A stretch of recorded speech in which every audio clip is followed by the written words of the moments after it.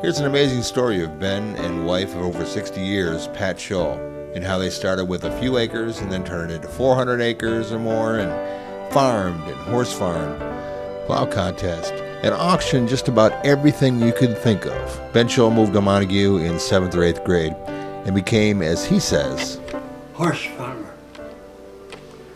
Well, an auctioneer. Oh, we had tractors later. He had horses when he was. See, I didn't meet him until he came out of the Navy, which was like 19. Got married in 47, no, 46, but in 1945. But before that, he had a stable on the. Scenic Drive. Yeah, because this is what he took the. He lived in Montague, but the stable was in Whitehall. So they took the horses on the ferry across the lake rather than ride them all the way around in the spring. Okay. And in the fall they did the same thing. And that's the thing that they took them on. Boat. So that was when he was 14 or 15 that he had the riding stable in Whitehall on the corner of Scenic Drive. and he went into service in the Navy. And when he came out, I had come up for the summer to work at the it was a Jack and Joe Ranch then. Mm-hmm. And he had just gotten out of the Navy, and he had a horse. I don't know what it was. He always says, is it me or my horse that you like? You was a waitress, wasn't you? Yeah, I was a waitress, and you had your horses there. But that was at the ranch, yeah. And then the next. That was summer. I suppose the next spring we got married, or did we wait another year? Oh, another year, I think it was. Anyway, one of the things, so I was home in west of Chicago, and so we would talk, obviously, quite often. And one time he called me, where is that bear thing? It would have been in the fall of 46, I wrote that down. And I thought it was kind of funny because it's the difference between yesteryear and today. But his uncle brought him home a bear from hunting. Don't ask me any details. So he put it in now you can correct me, honey, because it's your story. He put it in there, was it the fruit cellar outside? No, it was a water tank. We pumped the water from the house into that tank, and then from that tank it went to the barn. It was a water tank. Yeah, but it had a little room down there. Oh yeah, it was. It was a building. Yeah. Anyway, so that's where the bear was, and one day the bear got loose. Now this is right in Whitehall, across from the cemetery. Okay. Not very far from the school, and it was about time for the kids to get out of school, and so this wasn't funny. I can just hear your mother. And so he called his friend Leonard Hunt, and he called Bill Tiemann, and Lariat, and two Lariats lasted him, pulled him down. Take your hands away from your mouth so they can hear you. I led him home. So they got him out of the tree, and they finally got him home. But they were so worried because if the kids got out of school, they'd be coming through, and that's all. Yeah. Now, see, today that could never happen. You wouldn't have a bear in the first place. No. So when I came into the picture, then I don't know. I think his mother went out because they got rid of the bear.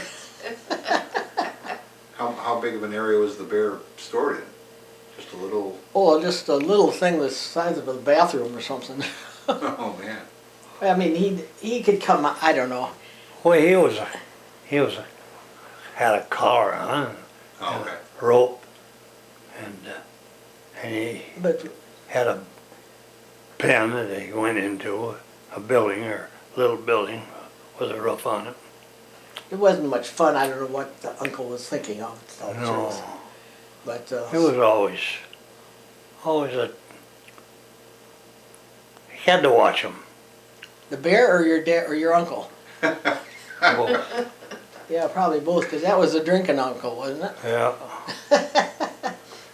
We sold the bear. The bear hunter up north. Anyway, we got married, and see, he owned this house in Whitehall across. It's not there anymore. Right across from the cemetery. So he owned 22 acres there, and he always. It's one of his comments. So he should have kept it, and blah blah blah. You know, that goes on all the time if you had foresight like you had. It's a man thing. Yeah, yeah. So anyway, that's where he lived, and then we bought the farm. Let's see, Across the road. 48 in April. We moved straight across the road. And we lived there 32 years. We moved there, we ended up with like, what do we have? About 400 acres. Something like that. 350. But anyway, then we bought the red brick farmhouse that you passed as you came in.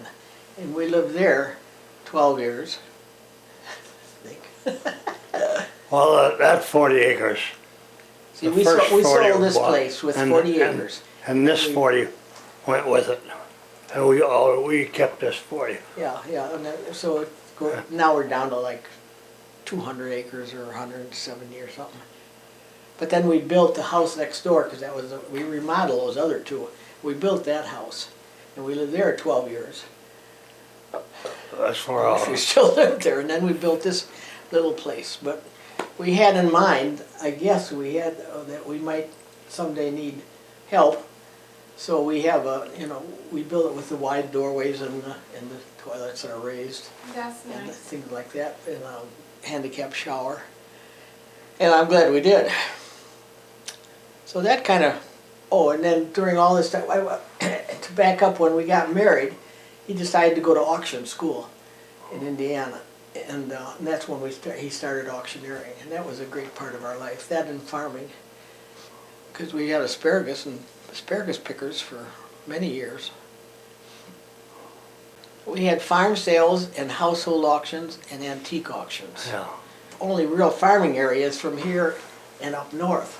Okay. So the reason I'm saying that is we had as many or more household auctions and antique auctions as we did farm auctions, because he loved the farm auctions. Well, that was right after the war, the big got big and the small sold out to the little guys, the big guys. And we just had all kinds of auction. We had 3 auction sales a week. Of course, it was only in the summer, there's only so many weekends in the summer, so I sold a Ravenna livestock sale for 30 years, every Monday night. every Monday night. Well, we're actually true farmers. That's what he loves the most, that and the auctioneering. Of course, it's all morning he was calling square dances. Oh, really? You did the square dance calling too? Yeah. Did Yeah, that anything was- that called for talking and Okay. stuff. If say you had something there, a John Deere tractor to auction off, how would you go about doing it? How would you start? I would say, hey, we got this nice John Deere 45 tractor. It's got 465 hours on it. In super shape. It's a 45 horsepower, three bottom plow, 2 in the heavy ground and 3 in the lighter ground. Oh, auctioneer goes. Oh, now we'll sell that John Deere tractor. We started at $800, 8.5, 75, 875 now 400, 875 now, 875 now. 900, Yeah, done this 9 and a so quarter, long. 9.5, 75, 975, 975, 975 now $1,000. Hey, even money, $1,000. And that's the way it goes. Okay, all right. That's what I was looking for. One that happened to be a tractor, he sold 4 different times. No, that was a Ford 8M tractor, and I had sold it at a farm sale. The guy that bought it, and I got $2,000 for it. That was in the spring of the year, and he come up to me. He said, "Mr. Scholl," he said, "that's $100. That's $1,000 more than I paid for it. That tractor sold for $1,000, brand new, 20 years ago." Anyway. And then I sold it 3 times that year, and every time it brought $500 more. But our record was a player piano, the old kind. And we sold that 4 times. And the last time we sold it, it was out on the porch at a little house in Shelby or something, and we bought it and couldn't get it in the house, and so they had an auction and they put that on. Yeah, he's had horses all his life, and when our girls were growing up, I mean, our son wasn't quite the horsey one, but the two girls and Benny were all horses, and shows and stuff. Well, when they got through school and left, then he had what he wanted, which was draft horses. And that's when he started having a plow day that we had it 22 or 23 years. I forgot which. And that was, people would, God, I got plow day books all over the place. Bring their own horses. They would bring, yeah. We had highest 55 teams plowing. And the whole idea of it was to, he wanted the younger generations to see what went on years ago. And that was really the whole purpose of it. We didn't get as many people from Montague because most of them were, but boy, from Grand Rapids, and we had them here from 7 states one time for this plow day weekend. And of course, they made a weekend of it. They could camp here and blah blah blah. And we had a potluck at noon one day, and we had people lined up from here to that house next door. We had breakfast. Yeah, we served breakfast, pancakes, and bacon, and sausage. Oh, you're thinking of when you had no riding stable. Oh.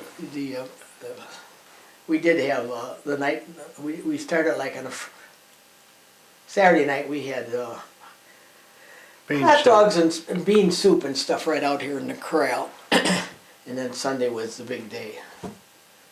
But some of them came Wednesday before the thing, and some of them stayed till Monday, and we just.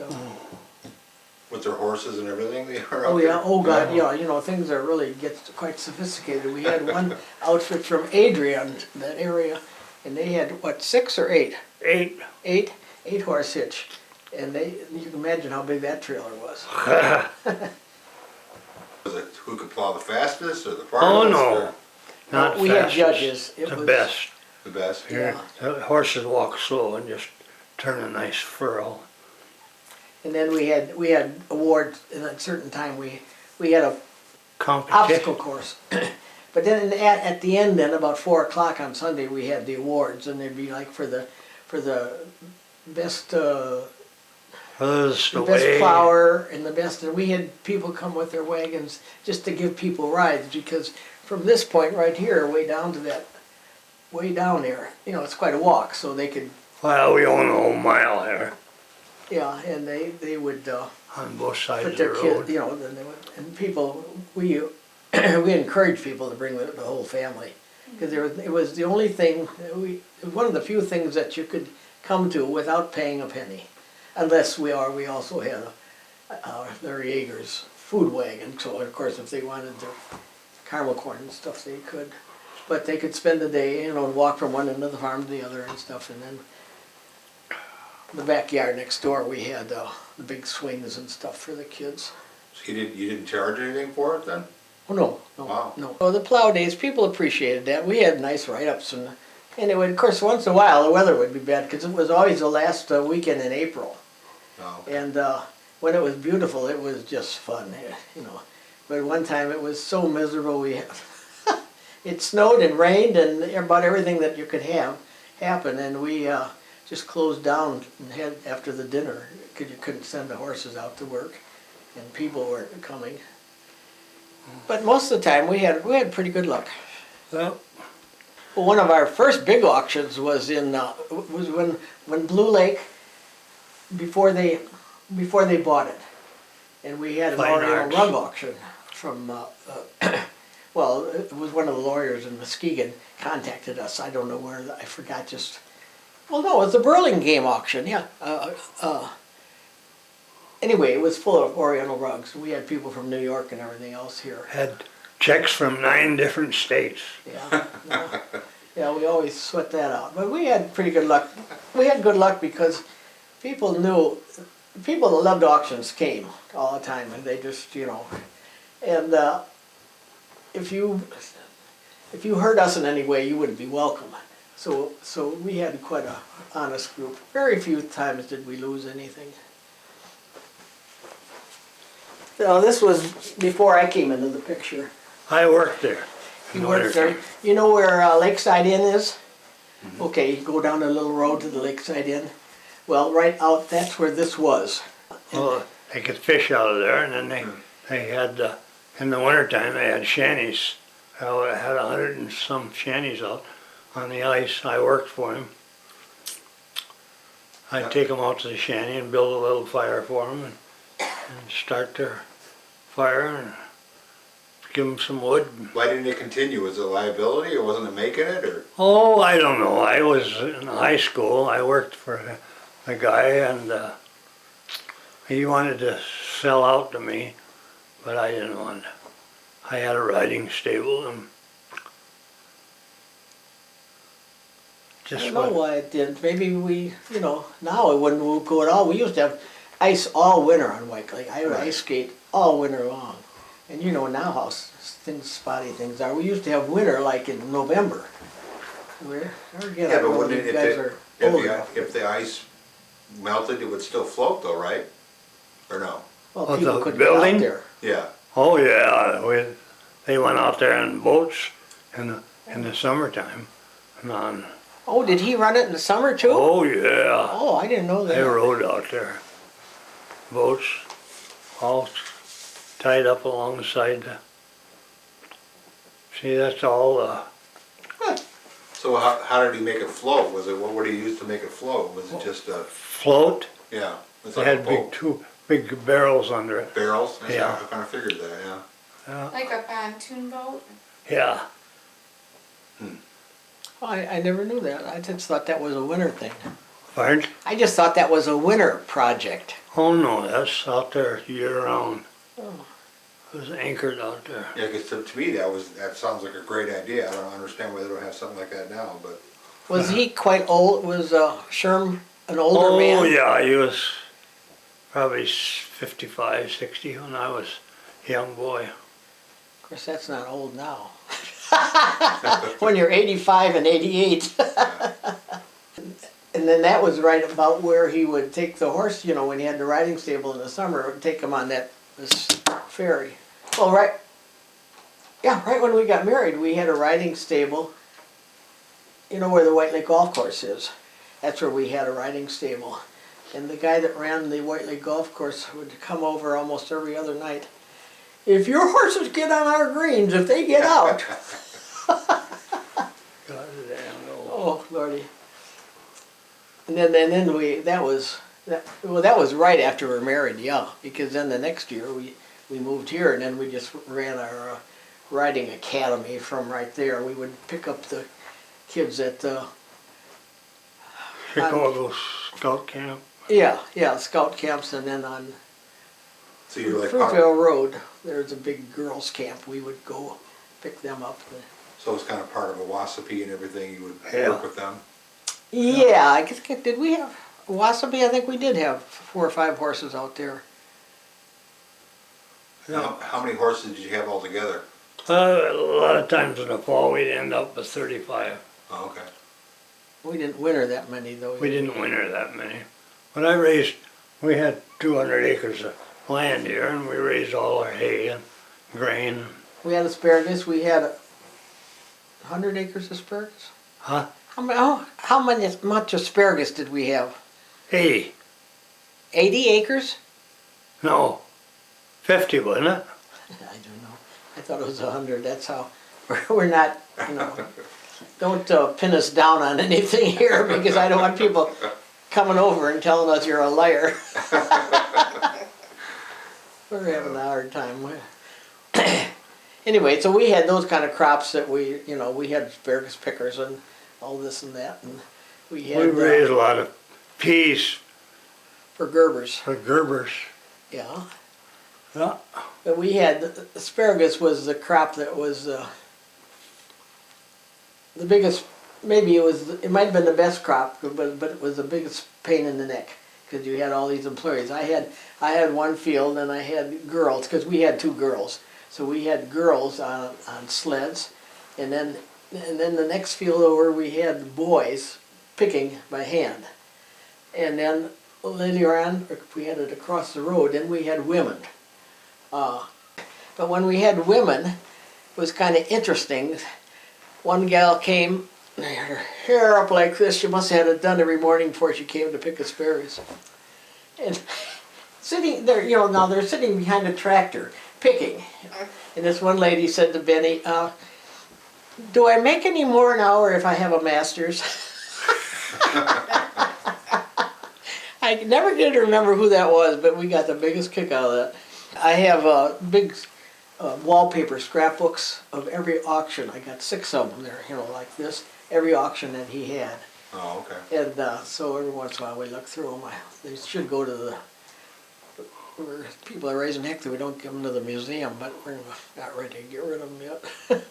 But a lot of the time, North Muskegon and Whitehall, Shelby, oh, they just went all out, you know, for auctions. I mean, it brought money in, you know, people would go in and eat and everything.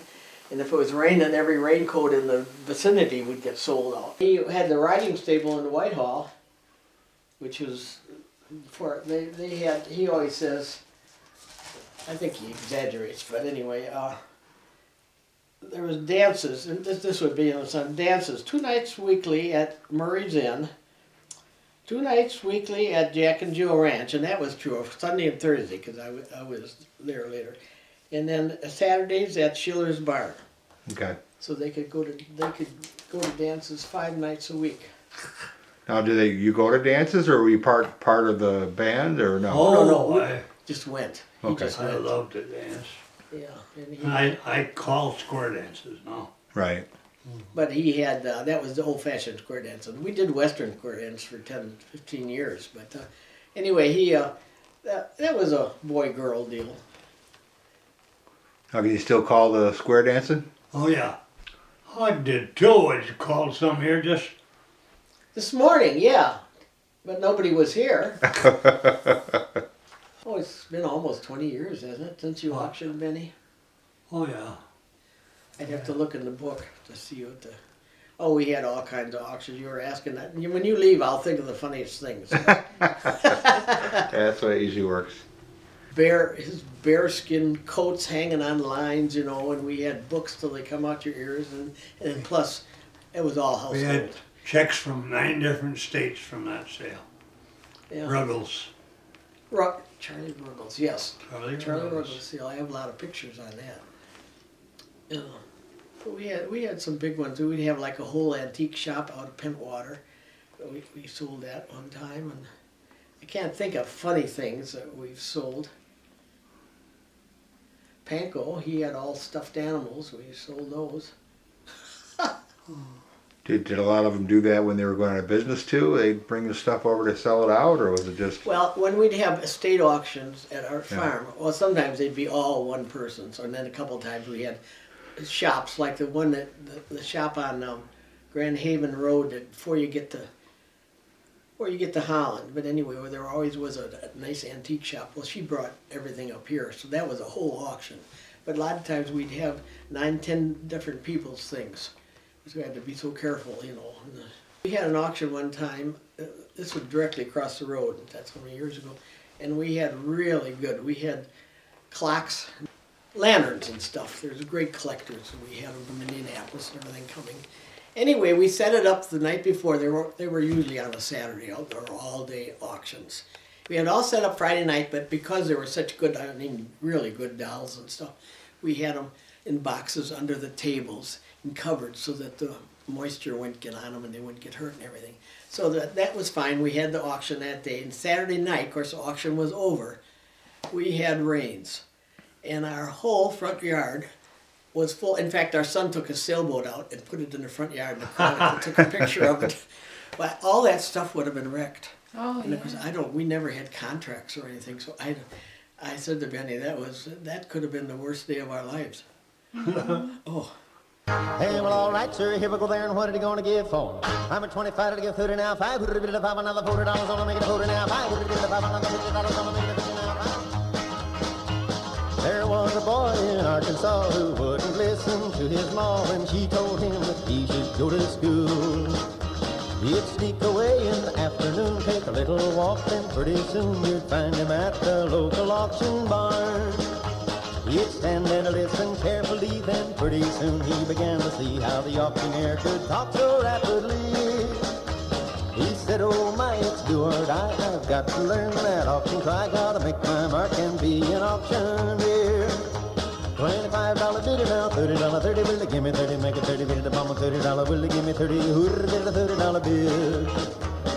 $30 bidder now, 35, will they give me 35 to make it 35, to bid a 35, who would have bid it at a $35 bid? As time went on, he did his best and all could see he didn't jest, he practiced calling bids both night and day. His pap would find him behind the barn just working up an awful storm as he tried to imitate the auctioneer. Then his pap said, son, we just can't stand to have a mediocre man selling things at auction using our good name. I'll send you off to auction school, then you'll be nobody's fool. You can take your place among the best. $35 bidder now, $40, 40, will they give me 40, make it a 40, bid it on a $40, will they give me 40, hooray, bid the $40 bid. $40 bidder now, 45, will they give me 45 to make it a 45, to bid it a 45, who would have bid it at a $45 bid? So from that boy who went to school, there grew a man who played it cool. He came back home a full-fledged auctioneer. And the people came from miles around just to hear him make that rhythmic sound that filled their hearts with such a happy cheer. His fame spread out from shore to shore, he had all he could do and more. Had to buy a plane to get around. Now he's the top in all the land, let's call and give that man a hand. He's the best of all the auctioneers. $45 bidder now, $50, 50, will they give me 50, make it 50, bid it on a $50, will they give me 50, hooray, the $50 bill. $50 bidder now, 55, will they give me 55 to make it a 55, to bid it a 55, I sold that hog for a $50 bill. Hey, well, all right, sir, open the gate and let them out and walk 'em, boys. Here we come a lot of number 29 in, what are they going to give for 'em? I'm at 25 to give 30 now, 5, would it be the 5, another $40 on the make it a 40 now, 5, would it be the 5, make it a 5, yes, 5, now $60 on the, will they give me 60 now, 5, would it be the 5, another...